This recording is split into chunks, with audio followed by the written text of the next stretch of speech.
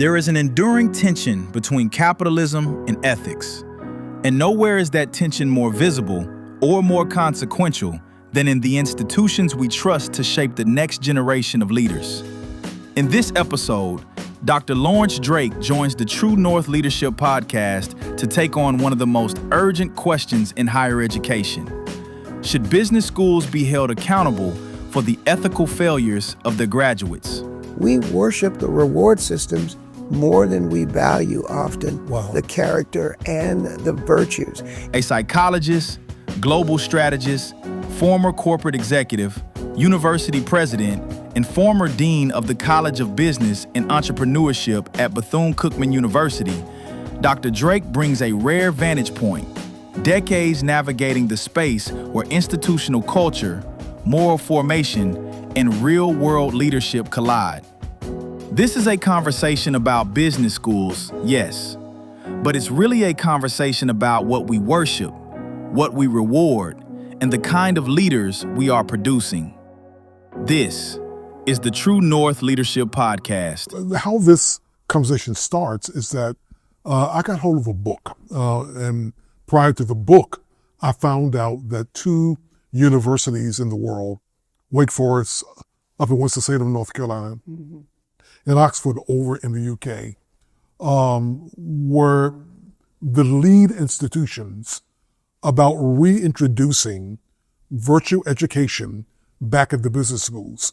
And I like to say, for obvious reasons, but for some it's not obvious, that we are in, without overstatement, we're in a crisis in the world on all sectors of leadership, of where questionable ethics are coming to the fore almost every day, whether it hits the newspapers or just impacts a local community, or it has downsides to an institution. It is happening. And the need for those who will lead and have come through business schools, what do they bring to the table differently, given this challenge that is now roiling the entire world? Then a book came out called Cultivating Virtue in the University by Jonathan Brandt, Edward Brooks, and Michael Lamb. And the book is creating the discussion. They use this term of introducing virtue education back in into the academy, but especially in business schools, given that that's where the challenges are most pronounced for those who will lead in the world. And that got me to thinking, is this a good place to do it at? If so, how does that play out? Because they are still grappling with, how does this get walked out? How do you play this out in a business school, given the shift and changes of mores from 80 years ago, when it was normal to have this type of education, to the day where it is an outlier?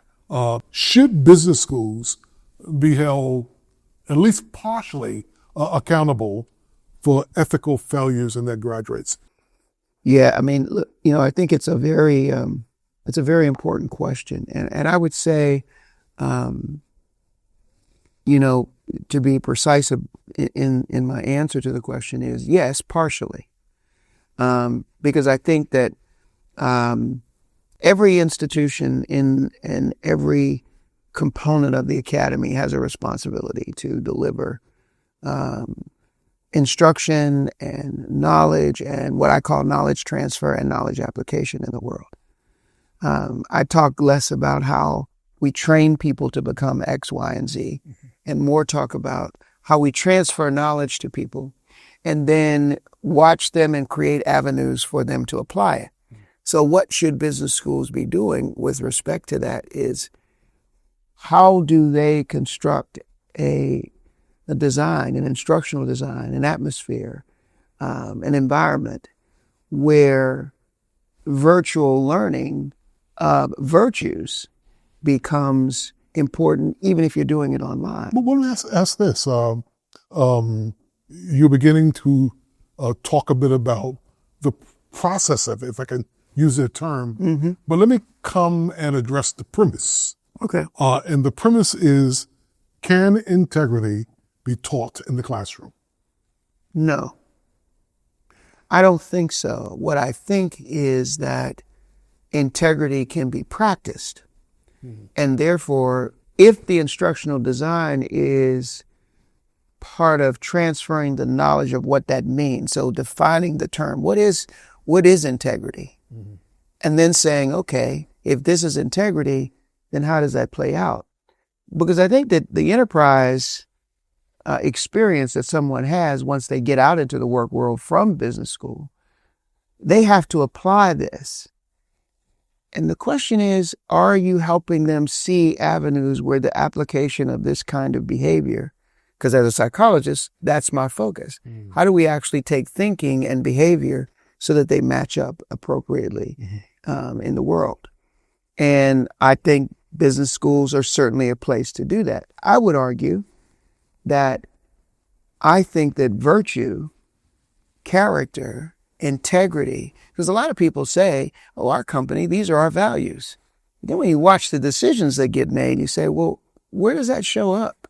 Because I don't see that. And having spent, 3 decades in corporate America, what people say in their value statements online and what they actually do is kind of different. I know some years, about 20, 25 years ago, there was a little company down in Texas called Enron. December 2nd, 2001, the day of the bankruptcy was a Sunday. The very next day, Monday, 4,000 Enron employees were thrown out of work, many of them onto the street behind me. Ultimately, more than 20,000 had their careers uprooted. Many lost all their retirement savings. The people at the top lost their dignity. They became national villains. Some went to prison. For the man at the very top, it was a sudden and total fall from grace. They continue to be the poster child No question. of just where leaders go south. Right. Both Ken Lay, who was the CEO, and the other two, CFO, COO, crashed the company. Totally. Stakeholders and stockholders lost their money, thousands lost their job, and all three of them ended up going to jail. But all three not only came through top business schools, Right. but they also were alumni of the top global management company in the world, McKinsey and Company. How does that get explained? I mean, was it that it wasn't taught or wasn't caught or? So I don't think it was taught. And the reason is I go back to the reward systems. One of the things that makes this conversation so interesting to me is the enduring tension between capitalism and ethics, because there is a tension that exists between those two words in terms of how we define them in our nomenclature. And I think when capitalism, or what I would call unstructured capitalism, takes place, ethics gets compromised. Well, unstructured capitalism is what happened at Enron, because essentially the reward systems were more money, more dividends for our shareholders, more money for me, more. And the quest for more gets in the way of somebody standing back and having an ethical response to a situation where they have to think about, is it about the enterprise and the people that work for the enterprise and the right thing to do, or is it about me? Or is it about me and the things that I have defined as the reward systems that make it go for me? I think Anthropic right now is one of those companies that is dueling with this tension between capitalism and their ethics. Domestic mass surveillance does not help the U.S. catch up with its adversaries. Domestic mass surveillance is an abuse of the government's authority, even where it's technically legal. There's a lot of other tech companies that have decided that, hey, you can use it for wherever you want to use it for, and as long as I'm getting paid, and as long as it's dividends for my shareholders, as long as it continues to plow money back into the firm that I can invest in other things, then we're good to go. And I think that's a tension that leaders in the future, we're going to have to find a way to have them face that kind of tension straight up. Do institutions who have MBA programs, do they end up unwittingly, based on what you just talked about, Right. end up unwittingly in reinforcing utilitarian thinking over moral boundaries? The answer is yes. If I can express it that way. Yeah, the answer is yes. And the reason I say yes, I go back to the earlier point about it's the reward systems. When you look at who gets promoted and who gets to be paid more and how do they progress? I mean, how do you get a CEO that makes, 75 times what their average employee makes? Well, that comes from the reward systems. So if you set it up that way, people will compromise their so-called values. But then that speaks to, well, are we in business schools and are we in our instruction setting that up? And by the way, not just when they get to business school. My argument is we should be talking about this with people as early as the third grade. We should go much deeper. Business schools today, when you look at poets and quants and you're looking at the top business schools around the world, okay, yeah, they might be top business schools, but what makes them a top business school? And are the measurement tools and the reward systems we use to even say that they're a top business school, are those really the ones that we should be focused on? And oh, by the way, given the cost of business school today, business school education, maybe there needs to be a rethinking of even how that gets done. I would argue that if you start earlier trying to take a young person and be able to help them understand the balance between their decision-making and capitalism, even as early as the third grade, you might get a different reaction of a young person or a person by the time they get to business school or by the time they found their own company and they're an entrepreneur. I work with entrepreneurs. Obviously, I've built a couple of companies, and I know how your decisions can be compromised very easily when you're chasing an idea that needs money. What will you do? How will you behave? How will you think about it? Much of what our tech infrastructure today, I had a conversation with people about 5 years ago about the advent of how are we going to behave civilly online with the advent of certain platforms? How do we treat each other? Well, at some point, what you find is the online environment is less about treating people well and less about talking good about and less about acting with character and integrity and more about how do I get somebody to pay attention to me? Mm-hmm. And if I get them to pay attention to me, or I get them to stop talking about me in a negative way and want them to talk about me in a positive way, what do I do differently? What do we track in that reward system? We track followers. So all of that is in the wheelhouse, in the ecosystem of integrity, morality, honesty, virtue. Mm-hmm. And even though I think you mentioned at the top that integrity cannot be taught in the classroom, right?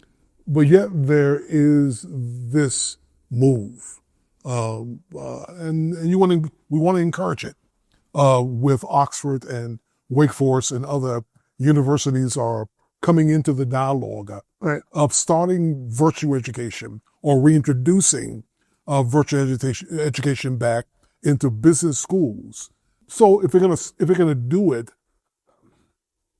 how do they do it? Because we got discrepancies over defining of terms of ethics, integrity, honesty.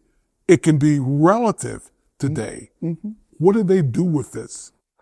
So it's interesting. It was interesting to me when I was looking at the term deontology, mm-hmm, which basically is a Greek word for duty. Mm-hmm. So do you have a duty or do you have a responsibility? Mm-hmm. Just looking at those two terms in our nomenclature, mm-hmm, if you are working from a place of values and you're talking about the values are an extension of this word, virtue, when do you believe that your actions and behaviors and your decisions are based on duty? And when are they based on responsibility? Mm-hmm. So for example, I hear CEOs, and when I was a CEO, we talked about our duty to shareholders. Mm-hmm. We have a duty to them. We have a duty to deliver an economic framework and results that will ultimately deliver dividends to them, or that the wealth that they or their investment in the firm actually creates wealth for them and for all those who buy the products and services of the particular firm. In my case, the Coca-Cola Company or Kraft or PepsiCo, which are all companies I worked for. Well, the reality is that I think you can get that really misaligned, because do I have a responsibility for the people that these products and services are sold to? Or do I have a duty to my shareholders? Let me give you an example. Early on in the Coca-Cola Company's history, they were very, very successful, and rightfully so, in cultivating users of the brand Coke. So it's little wonder that smart shoppers everywhere take time out to pause and refresh. And where else but in the fountain where they serve ice-cold Coca-Cola? We wanted to expose young kids to the experience and the refreshment of that product. There's nothing wrong with that at all, in my view. Now, a lot of people say, well, that's how obesity came to be and all that. I don't necessarily buy into all of that. But I do think that because you're talking to a young person and you're cultivating them very early on, it's going to shape how they think and ultimately how they behave. And of course, in our case, we wanted them to behave by continuously purchasing our products. But when obesity became an issue, what was our responsibility to those now young kids who were overweight, or who they were contributing the ingredients from our products, even though it wasn't scientific, that was a problem for people. And how did we address it? It was a dilemma. Yet, when you look at the continent of Africa, they drink a lot of the products and they're not obese because they're always working, they're always active. And so it countermands that. Plus, we use real sugar in products there. We use high fructose in a lot of products in the U.S. Where's the balance of responsibility of duty to your ingredients, to the packages that you sell in, to that relationship to the environment, so plastic and the environment impact of plastics, and then the product that you serve so that you can return results, financial results, and dividends to your shareholders. So let's take integrity, honesty. Yep. That's driven by character. Mm-hmm. How would you talk about that in business school? What would you start with that? Is it defining of terms, or is it giving examples, or is it case studies, or all of the above? How would you go at it? I think it is all of the above, but I really think that the generation of folks want to touch and feel what you're talking about. Mm-hmm. And the classroom is not, in many cases, the place to do it. But I have a different question. Sure. Who teaches this? So let's just say that we all could agree on terms. We could agree that it needs to be done. We could agree that, we need to have examples either through case studies, simulations, or whatever they are. But then who teaches it? Is it the same business professors that were teaching everything else? Mm-hmm. How would they know if they've never lived it themselves? Mm-hmm. See, the difference in the academy often is you work from theoretical frameworks. Mm-hmm. Much of your discipline and even your degree attainment has to do with your research and your ability to experience certain things. What I like about some places is we've at least gotten to having professors of practice, which are, people who work in industry who actually come to the university and teach certain things. I think that's excellent. I think that's a way to do it. But you got to get even deeper than that. Mm-hmm. You got to have lived experience. And so who actually teaches integrity? And could you use certain people as a benchmark, a model for how that kind of behavior manifests itself in real world situations? But you're raising a great point, because you can't go at it with a normal academic regimen. It's not going to work. No. Because sometimes, no matter how brilliant those who work in the academy are, right, they are still theorists. And I maintain an axiom in leadership is that you can't lead where you haven't been. Exactly. And with that in mind, I'm hearing you almost say there's got to be a praxis part of this, of exposing them to real life, with this, looking at the upsides with the good choices, but also exposing them to folk who have crashed and burned because they chose and opted to go in a different direction. Right. A lived out case study. Right. No, I think you're heading down the right road in terms of my own thinking. And the reason I say that is that when I was a dean in business school, one of the things that I said to my faculty is that, so talk to me about, this was early on, I said, talk to me about blockchain. What does that look like in your life? Talk to me about AI. What does that look like how are you using it to make decisions? How is it demonstrating in your home? Because one of the things that I do criticize about sometimes in the academy is that we'll have folks that are in the role of delivering instruction. Not only have they not lived the experience, but you're not giving them an opportunity to learn what that would be. So this experience that we're talking about in terms of how do you do it, the instructor has to be a learner just like those who supposedly are the end learners. Mm-hmm. In other words, these experiences have to be translated where the learners are both. That the instructor is just as much a learner as that young student learner who comes into B-School or who is learning from age 3. In other words, when do we become continuous learners where this kind of behavior becomes the fabric of how we do what we do every day, not just in our classroom, but in our life? Because that becomes the lived experience. From a biblical perspective, there is certain passages in the Bible that talk about the fact that once you've been told about it, you can no longer plead ignorance. You can't say, I don't know that. Well, now you know. Now the question is, what does it look like in your life?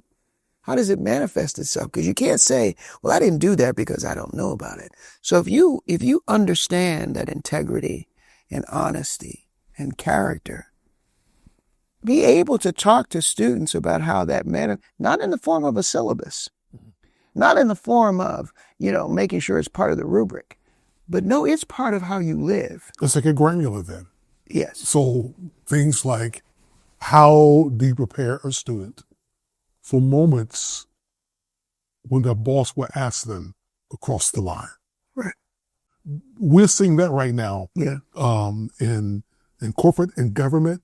Everywhere. Where people are wilting because of demands on them to accommodate bad behavior from senior leaders to the point where people end up going to jail or so compromising themselves that they almost cannot recover. Right. How do we begin to help leaders to guard against that when the prevailing winds are you do it or you don't have a job, you do it or you will be nothing in our organization. You won't take advantage of or the reward systems that exist. Uh-huh. So here's I should say interesting because that's my definition of why I think it's interesting, but it may not be to others. But I have a point of view that says that one of the things that before we can get to that point that we're talking about is we need to redefine leadership. We use this word interchangeably in so many ways. We assume that hierarchical or positions that people occupy, that makes them leaders.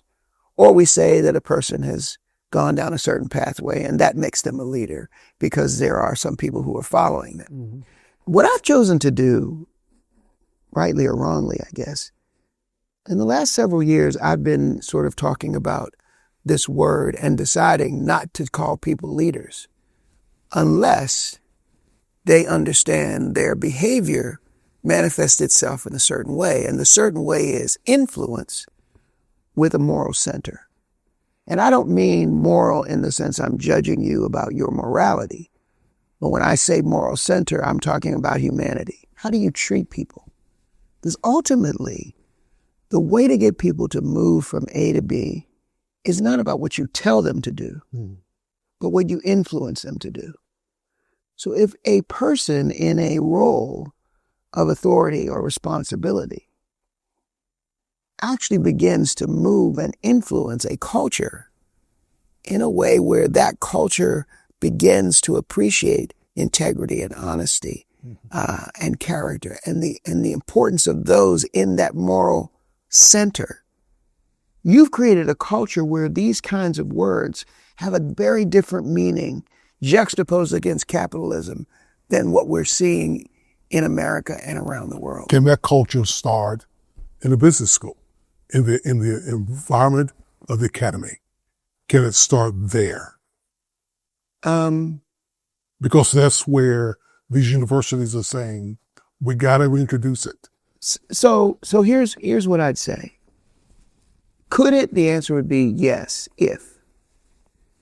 It will require a culture that embraces that transformational thinking. Because the much of what we do in the academy today is transactional. We tend to be incrementalists. When you look at, even when we talk about the sequence of courses in a given school or college that you have to take before you can move to the next, the sequential nature of that says it's transactional. Do this, move from this to that. Well, I'm talking about something that is in the fabric of who you are, that business schools can create within the culture of that, if the university in its entirety is also moving in that direction. Or at the very least, they look at the College of Business as a catalyst for creating that. That's very different kind of thinking. And in the case of historically black colleges and universities, many of them don't have business schools. They are liberal arts institutions that they don't have a designation for a business school specific. Bethune-Cookman did, but a lot of them don't. And then, so where does it start then? Well, I would argue that it starts with the culture of the institution. And that starts with the person who's influencing that moral center, that culture. Because if that permeates the entire culture, it'll change the game in terms of how the boards behave and how the students behave and how they think about their journey, whether they're going into nursing, whether they're going into business, whether they're going to be physicians, whatever they're going to do. Is there a need to better vet those who will actually be faculty in business schools today? An example, or another situation, another context. Angela Duckworth talks about this in her book. My research team and I went to West Point Military Academy. We tried to predict which cadets would stay in military training and which would drop out. We went to the National Spelling Bee and tried to predict which children would advance farthest in competition. We studied rookie teachers working in really tough neighborhoods, asking which teachers are still going to be here in teaching by the end of the school year. And of those, who will be the most effective at improving learning outcomes for their students? We partnered with private companies asking which of these salespeople is going to keep their jobs and who's going to earn the most money. In all those very different contexts, one characteristic emerged as a significant predictor of success. And it wasn't social intelligence, it wasn't good looks, physical health, and it wasn't IQ. It was grit. Are we needing a business school hiring Marshall Plan to find the kind of faculty who not only can talk it, but they have already walked it out? Am I pushing that too far? I don't think so. Does so. it sound too unrealistic? No, because I wrote an article for a couple of publications that talked about how we choose people to lead institutions. And I was really talking about how we choose presidents. But the same logic applies to how we choose deans and even how we choose students. I think that we've gone too far in terms of profiling because we've narrowed who is good and who isn't. So when you look at the washout rate and you talk about grit, once again, I understand the ingredients of grit, but the fact of the matter is there's no scientific way to identify it. There's only an ingredient pool that says, well, if they do that, that says grit. If they're resilient, they can do that. Well, okay, I get that. But that's like saying, your pie is really good because you include these kinds of apples and you include this level of sweetener or sweetness and you include these ingredients. So, when you bake a pie, man, it's hard. But you remember our grandmothers used to say, they would bake something or fix something and you say, man, there's nothing like my grandmother's cooking. And then when you try to ask her, well, what did you put in it? A little bit of this and a little bit of that. And you say, well, what's a little bit? Well, I can't tell you, honey. You just have to master it. Well, guess what? I feel the same way about grit. I think it's a term that we use. And by the way, one of the things about the human brain, about the science of thinking, is that compartmentalization is the way we try to make sense of the world. That's why we put this over here. I could say, all bald head men, which you and I are bald head, we can say that's how we behave. And so once somebody sees that we're bald head and they formed an opinion about that, they put us over here with all the other bald head men. Well, that doesn't mean that we all have the same ability. But I think I was to do the same thing. Yeah, I think I was using grit more as an example of what they were trying to figure out. Yeah. So how does that relate to faculty in business schools? Because who are the doorkeepers? Yes. And the guardians. So the question is, are you picking the right people and under what? Yeah. How are you defining that? So just like grit or just like anything else, traditionally in the academy, we choose people to work in the academy as a dean, as faculty, based on their academic lineage. Were they a lecturer, an assistant professor? What academic credentials do they have? And that's the way we choose them. The question that I have is, and I think the question you're asking is that the right way? If you want to have virtual virtues being taught, well then who do you choose to do that? If you want virtues to be part of the culture, how do you choose a leader to do that? And what criteria are you using? Is it just their academic lineage for the most part? Because their CV may tell you they've done a lot of things, but the question is, where have they demonstrated that they actually have incorporated virtue in the way in which they... Because if they've never actually wrestled with it, yes, how do you know they possess it? That's right. Yeah. And so then your profile changes. And that's why I was talking about grit in the way that I was, because I think that it's about what you say you value. Are you hiring people? Are you developing the skills in people that they can actually demonstrate that they know what that means and what it looks like? Well, there are some clear downsides unless we change the equation. Because we are at literally at a crisis stage now. Right. The lowering of again, morality, ethics is very much in vogue. I was working with a huge corporate organization last year. If I call their name, we'll all know it. I won't call their name. And the person who was facilitating it that day was talking to the top execs from around the world. Yeah. And I forget the point he was making, but I do remember a statement he made. He says, there are times in leadership where you have to lie. And I quickly glanced around the room because I was trying to see did anyone have a reaction that I was having internally on the inside. Everyone stayed very still. No one moved at all. And it dawned on me, and it hit me, is that his question in the present environment was not out of place. Or his statement was not out of place. And the fact that it was not out of place bothered me. But it's because of your value system. So there is some research out there today that says we expect our political leaders to lie. We expect that. In other words, if that's your expectation, then you will tolerate that. Well, that's the lowering of the bar where you're talking about. It says that there are certain behaviors that we're willing to tolerate in the name of what? In the name of the reward systems that we worship. We worship the reward systems more than we value often Wow. the character and the virtues. And if a business school wants to adopt a different worship profile, they will choose different folks to run those institutions and those business schools. What are the downsides, not just connected with that one, any of it, or the long-term costs to society when leaders are trained to optimize profit over principle or over character or over morality? Yep. It's long-term. I do think that there's a huge loss when that happens. And I think it has happened.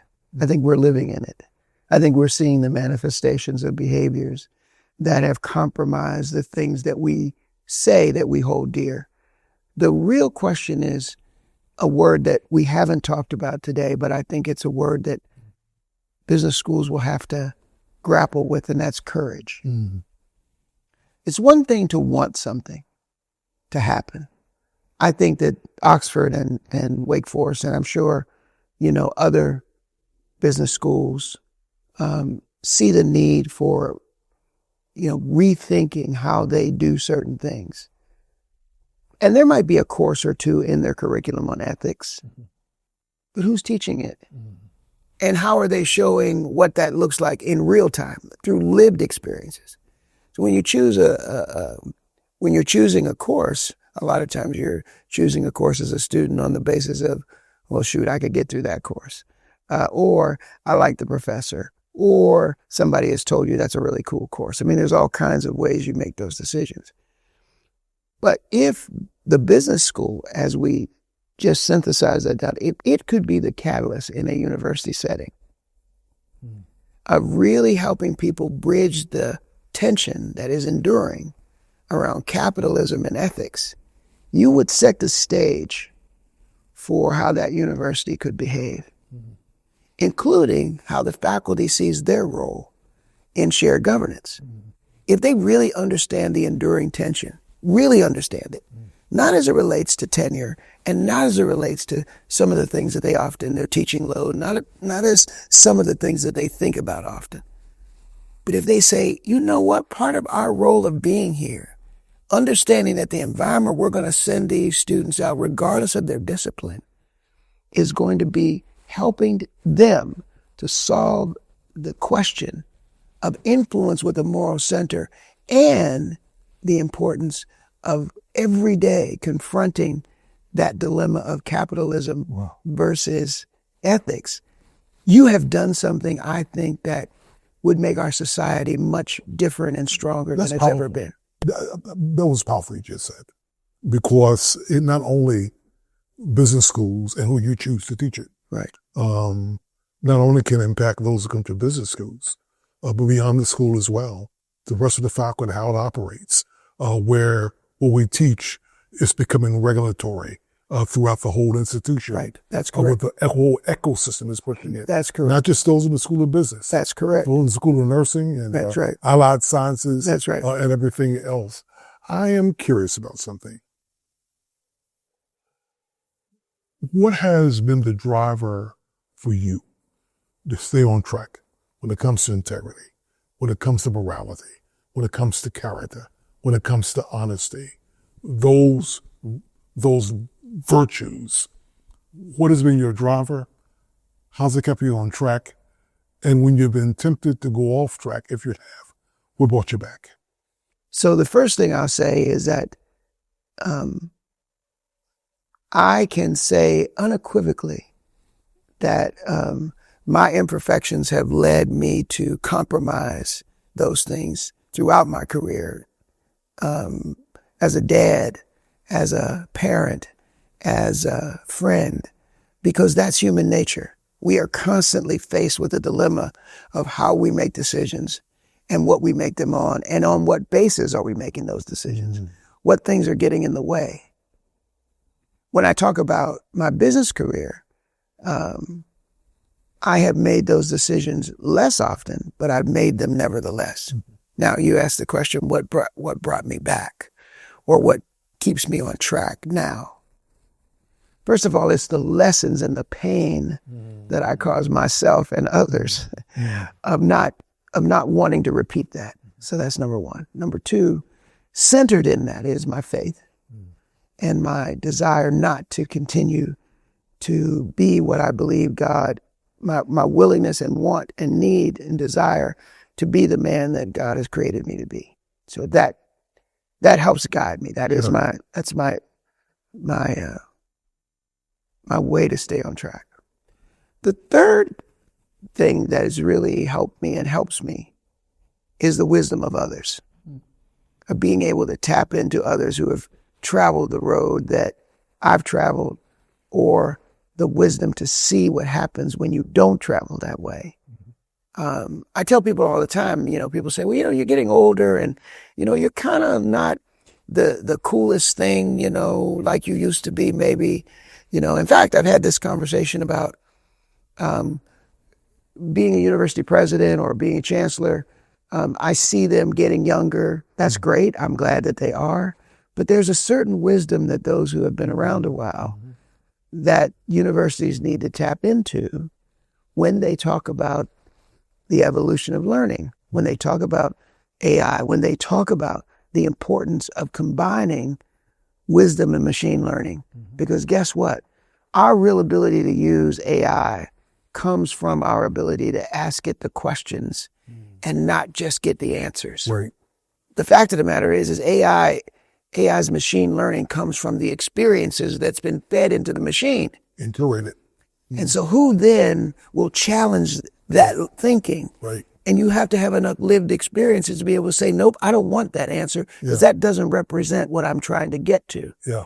And you use the Socratic method of inquiry with machine learning. You really have a conversation with this chatbot or with this variation of how AI has been deployed. Well, guess what? Many of the young people have not had enough of that lived experience yet. So you need it. You need those ingredients. Yeah. And I think that when we talk about deans and when we talk about presidents and when we talk about faculty in the academy, it's not just being in the job a long time. I used to ask people in the corporate world, do you have 20 years experience or 21-year experiences? It's different. There's a big difference between how they answer that question as to whether or not I hired them or not. And I'm not going to tell you which one because it varied. But what I would tell you is I was always interested to see how people took one experience one place, and continued to build on how that shaped the way they thought about the next place or the next job or the next course or the next relationship or the next job. Because we live our life in levels, in stages, and in seasons. Yeah. And again, you have the cumulative wisdom to learn from your mistakes.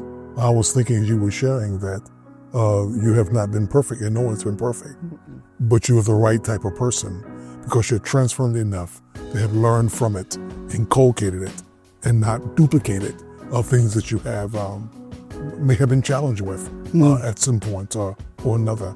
I've enjoyed this conversation. I have as well. My biggest takeaway in the whole notion of should business schools teach virtual education? The answer is yes. That is a place to do it, not the only place, but a place to do it. But it's who teaches it, and who will guide it, And how it gets done. and how it gets done. Yeah. Which is a critical thing here. Yeah. Dr. Drake, thank you for your time, and thank you for your, how do I say this, timeless wisdom that does not have an expiration date. Very But you kind. share the day. Very God kind. bless you, my friend. Thank you. Thank you. Thank you for the time.